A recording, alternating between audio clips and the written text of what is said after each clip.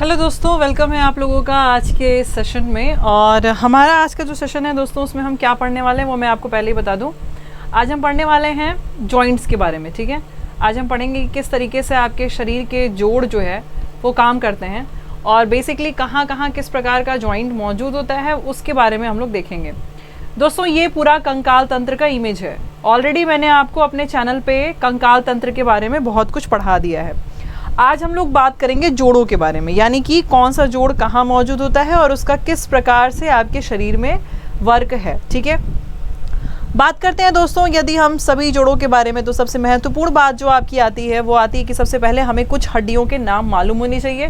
यहाँ पे लिखा हुआ है, एक बार मैं आपको इसका रिवीजन कराना चाहूँगी दोस्तों। जो आपके सर पे ऊपर हड्डी होती है, ब्रेन के ऊपर, उसे क्रैनियम कहते हैं। चेहरे की हड्डी को नॉर्मल फेस के नाम से जाना जाता है। ये जो आपका कॉलर बोन है, यानी कि जिस पे आप कॉलर चढ़ा के पहनते हैं, उसे कैल्विकल के नाम से भी जानते हैं। दोस्तों, आपका फेस और क्रैनियम ये दोनों मिला के स्कल बना लेता है, यानी कि ये दोनों मिला करके खोपड़ी बना लेते हैं। अब बात करेंगे दोस्तों यहाँ पे हायोइड की। तो हायोइड जो है वो आपके निचले जबड़े के पास में गले के बीचों बीच ऐसे मौजूद होता है। ये आपका ऐसा जबड़ा जो है हड्डी होती है जो कि काफ़ी मजबूत होती है। तो मजबूत हड्डी के तौर पे इसे हम कंसीडर करते हैं। बात करते हैं दोस्तों यहाँ पे स्कैपुला की। तो स्कैपुला वो भाग होता है जहाँ पे आके आपका हाथ जुड़ रहा है, जो मिलकर के आपके हाथ को एक फॉर्मेशन मतलब एक स्ट्रक्चर दे रहा है। दोस्तों, एक इंपॉर्टेंट बात यहाँ पे आपको ये बतानी थी। तो जो स्कैपुला वाला रीजन है, ठीक है, यानी कि ये जो पूरा आपका भाग है जिससे कि आपकी कंधे की हड्डी और हाथ जुड़ा हुआ है, तो उस जोड़ को या उस एक जॉइंट को हम लोग एक और नाम देते हैं। हम उसे बोलते हैं पेक्टोरल गिर्डल। ठीक है, हम इसे किस नाम से जानते हैं? पेक्टोरल गिर्डल, या फिर हम इसे किस नाम से जानते हैं? हिंदी में हम इसे श्रोणी मेखला के नाम से भी जानते हैं। ठीक है, अब देखिए दोस्तों क्या होता है आपका ये। ठीक है, इसके बारे में हम समझेंगे। तो यहाँ पे आपका ये पेक्टोरल गिर्डल है और नीचे यदि हम आते हैं जहाँ पे आपका हिप और आपका पैर ये जुड़ा हुआ है, ये वाला भाग किस नाम से कहलाता है? इसे हम पेल्विक गिर्डल के नाम से जानते हैं। ठीक है, ये दोनों आपको बातें बतानी ज़रूरी है, तभी आप जॉइंट चैप्टर समझ पाएंगे। हमारी जो पसली की हड्डियों को जोड़ने वाली एक हड्डी दोस्तों मौजूद होती है, उसे हम किस नाम से जानते हैं? तो उसे हम स्टर्नम के नाम से जानते हैं, जो कि आपको यहाँ पे नज़र आ रहा है बिल्कुल साफ साफ। ठीक है, अब अगर दोस्तों हम लोग इसमें आते हैं आपके मेजर भाग में, जो कि आपका है ये वाला पार्ट, रिब केज वाला भाग। तो रिब केज को हम लोग नॉर्मल रिब्स कहते हैं। हिप बोन के इस भाग को हम कॉक्सा के नाम से भी जानते हैं। हाथ की ये वाली हड्डी ह्यूमरस कहलाती है। एक हड्डी को रेडियस और एक हड्डी को अल्ना कहा जाता है। यहाँ लिखा हुआ है अल्ना और रेडियस। ठीक है, पैर की सबसे लंबी हड्डी फीमर कहलाती है। घुटने की हड्डी पाटेला।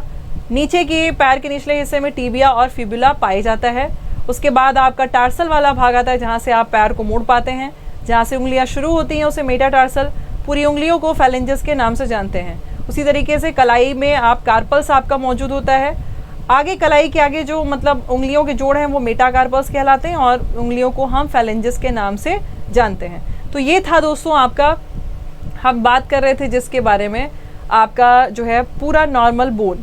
अब यहाँ पे दोस्तों हाँ, आपके पूरे शरीर में बहुत सारे जोड़ मौजूद होते हैं। ठीक है, बहुत सारे ऐसे जोड़ हैं जिसकी वजह से आप अपने शरीर को मुड़ा पाते हैं या उसमें मूवमेंट आपको देखने के लिए मिल रहा है। अब बात आती है दोस्तों कि कौन से, आप सबसे पहले ये सोचेंगे कि कौन कौन से जोड़ को आप मोड़ पा रहे हैं, कौन कौन से जोड़ को नहीं। तो आपको सोचना होगा, क्या आप अपने गले वाले जोड़ को मोड़ पाते हैं? दोस्तों, सबसे पहली बात तो आपकी यही आती है, क्या आपका ये जो जोड़ है ये मुड़ पाता है जो आपके पीछे से जुड़ा हुआ है? बिल्कुल, आप अपना गला घुमा पाते हैं। ठीक है, कलाई को घुमा पाते हैं, बिल्कुल घुमा पाते हैं। फिंगर को भी मूव कर पाते हैं। नी को भी आप मूव कर पाते हैं। तो ये सब ऐसी जगह है जो आपके मूव हो पाते हैं, यानी कि जिसमें कि मूवमेंट है। ठीक है, अब बात करते हैं दोस्तों, हमेशा मूवमेंट किस वजह से होता है? कोई ना कोई जोड़ वहाँ मौजूद होगा तभी जाके मूवमेंट हो पाएगा। जैसे यहाँ पे एक जोड़ है तभी जा कर के मूवमेंट हो पा रहा है, एक मोशन दिखाई दे रहा है। ठीक है, तो यही बात होती है दोस्तों। जैसे कि एग्जांपल के तौर पे आप अगर अपने एल्बो, शोल्डर और नेक, आपका कंधा हो गया, आपका गला हो गया, इन सब को अगर आप घुमाने की कोशिश करते हैं ये घूम जाते हैं। अगर जोड़ नहीं होता तो आप कैसे भी करते नहीं घुमा पाते। ठीक है, और उसके अलावा दोस्तों अब सबसे पहले हम बात करते हैं कौन सा जॉइंट है जो आपको पता रहना चाहिए। एक बात, सबसे पहली बात देखिए क्या होता है, जब भी कोई जोड़ आपका पाया जाता है तो हमेशा वो जोड़ एक किसी कैविटी में जाकर के मिक्स होता है तभी, यानी कि उसको एक गुहा चाहिए होती है तभी जाकर के वो आपका मिक्स हो पाता है, ठीक है। दो जोड़ तभी बनते हैं जब उनको एक कैविटी मिलेगी, एक गुहा मिलेगी, ठीक है।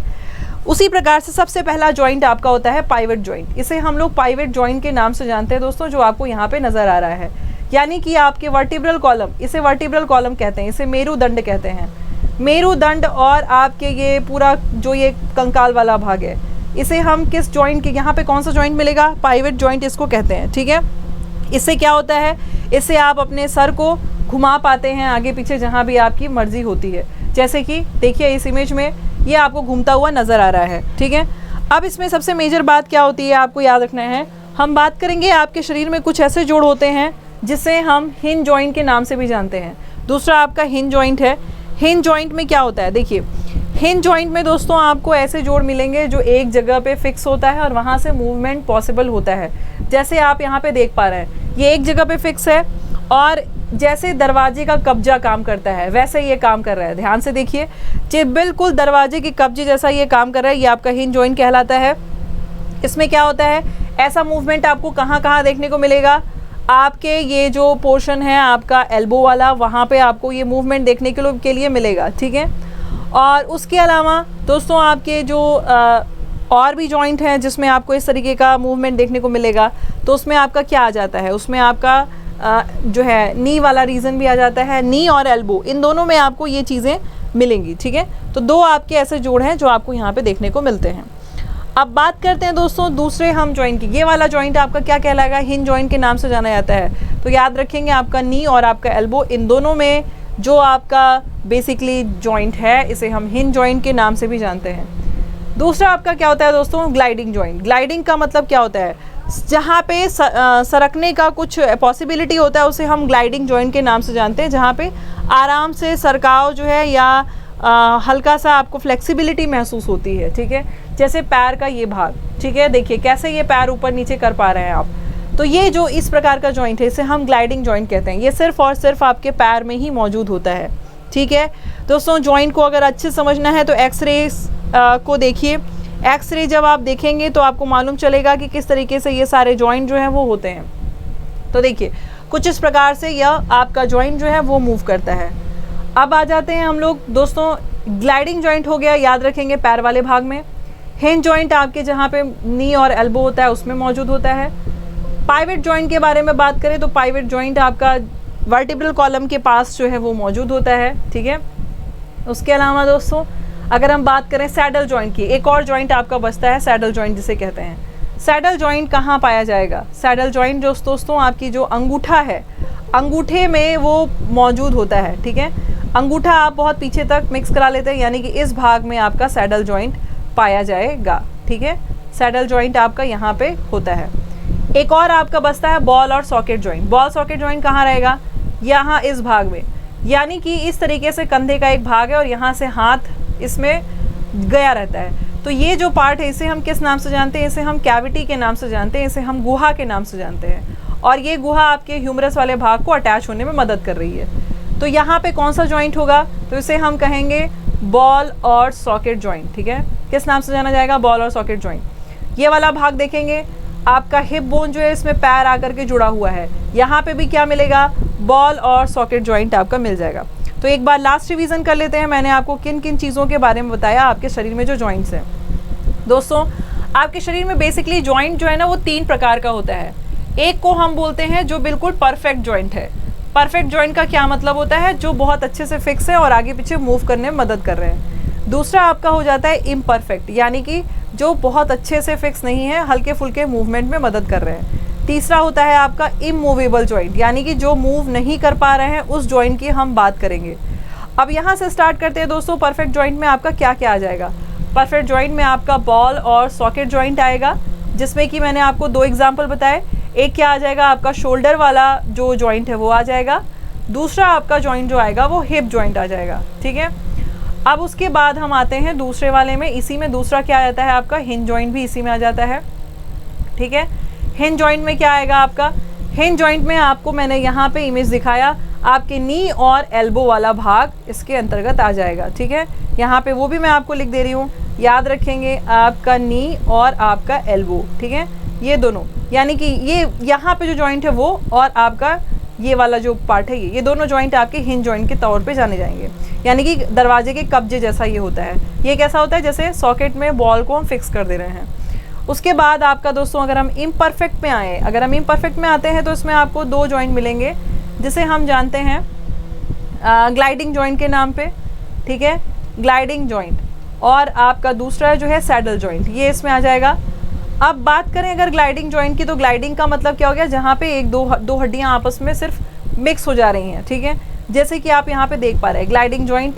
यहाँ पे आप देखिए, ये देखिए यहाँ पे क्या है, बस दो हड्डियाँ आपस में घर्षण के तौर पे बस हैं और यहाँ पे ये आगे पीछे मूव करने में मदद कर रहा है। तो पैर के इस भाग में, एंकल वाले भाग में ग्लाइडिंग जॉइंट आपका मौजूद होता है।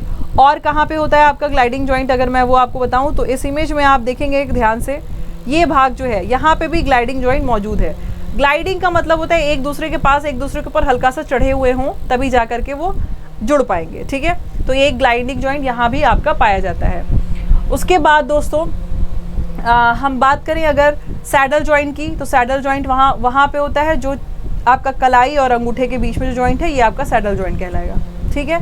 अब यहाँ पे आ जाते हैं दोस्तों, अगर मानव में ऐसी चीज़ें हैं तो बाकी के जंतु कैसे अपना काम करते हैं। आपके कान में क्या कोई जोड़ होता है, नहीं, क्योंकि वहाँ पे कार्टिलेज बोन पाई जाती है, उसमें कोई जोड़ की आवश्यकता नहीं है। किस तरीके से आपके अर्थवॉर्म वगैरह चलते हैं, तो दोस्तों जो अर्थवॉर्म होते हैं उनके मूवमेंट में आपने ध्यान से देखा होगा, उनमें कुछ भी नहीं होता है, उनका शरीर कुछ ऐसे हल्का हल्का सेगमेंट टाइप का होता है, ठीक है। तो उस सेगमेंट के कारण क्या करते हैं, वो ज़मीन पे हल्का सा फिक्स हो जाते हैं, फिर आगे बढ़ते हैं, फिर हल्का सा फिक्स होते हैं, फिर आगे बढ़ते हैं, इस प्रकार से वो चलते हैं, ठीक है।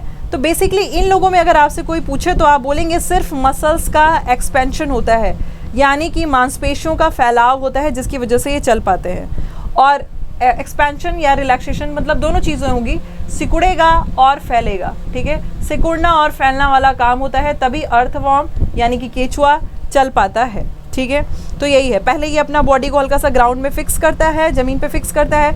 आपने केचुए में देखा होगा ऐसे छोटा छोटा संरचना भी मौजूद होता है, कभी उसका एकदम क्लियर इमेज देखेंगे तो इस प्रकार से आपको दिखाई देगा, इसकी वजह से ये ज़मीन पे फिक्स हो जाते हैं, फिर चल पाते हैं, ठीक है। वही अगर बात करें हम लोग स्नेल की, तो जो स्नेल है दोस्तों उनमें क्या होता है, तो उसमें आपका उनके पास एक बाहरी भाग होता है शेल, ठीक है, शेल उनके पास मौजूद होता है, उसकी वजह से वो चल लेते हैं और उसी की वजह से वो अपना शरीर को बचा करके भी रखते हैं। कॉकरोच की बात करें दोस्तों, तो कॉकरोच के पास पैर होता है, आप देखे होंगे कॉकरोच के पास एक लेग है, एक लेग नहीं, उसमें 4 लेग्स पाए जाते हैं। तो बेसिकली वो उनकी मदद से आराम से चल लेते हैं, पेयर होता है उनके लेग्स में, तो उस मदद से वो चल लेते हैं। चिड़ियों की अगर बात करें दोस्तों, तो चिड़ियों में भी आपने देखा होगा कुछ तो ऐसी होती है, जैसे डक की बात करें, डक अपना स्विमिंग भी कर लेता है, ठीक है।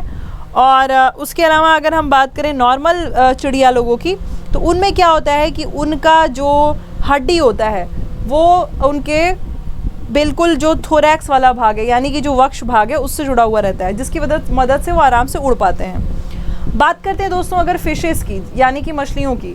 मछलियों में क्या होता है, मछलियों में आप एक चीज़ देखे होंगे, मछली या कोई भी पानी में रहने वाला जीव, उसका हमेशा शरीर कुछ इसी टाइप का होता है, ठीक है, यानी कि बेसिकली एक नाव जैसा होता है, बोट लाइक स्ट्रक्चर उनकी बॉडी का होता है। इससे उनको पानी को चीरने में आसानी मिलती है और वो आराम से आगे बढ़ जाते हैं। तो बॉडी का ये शेप जिसकी वजह से वो पानी चीर पाते हैं, उसे हम स्ट्रीम लाइन शेप के नाम से जानते हैं, ठीक है। इसको भी नोट कर लेंगे, ये भी काफ़ी इंपॉर्टेंट है आपका। स्ट्रीम लाइन शेप क्या होता है, यानी कि बॉडी का ऐसा शेप जिसकी वजह से वो मूव कर पाते हैं। अगर हम बात करते हैं सांप की, स्नेक की बात करें, तो स्नेक में दोस्तों एक लंबा वर्टिब्रल कॉलम यानी कि एक लंबा रीढ़ की हड्डी पाई जाती है, जिसको वो आगे पीछे करता है और उसकी मदद से चल पाता है। मिलते हैं अपने दूसरे सेशन में दोस्तों। अगर ये सेशन अगर आपको पसंद आया होगा तो प्लीज़ लाइक ज़रूर करिएगा, अपने दोस्तों के साथ इसको शेयर कर सकते हैं और आगे इस चैनल को सब्सक्राइब करना बिल्कुल नहीं भूलेंगे, ताकि मैं आपको ऐसी हेल्पफुल वीडियो दे सकूँ। थैंक यू सो मच, मिलते हैं अपने दूसरे सेशन में।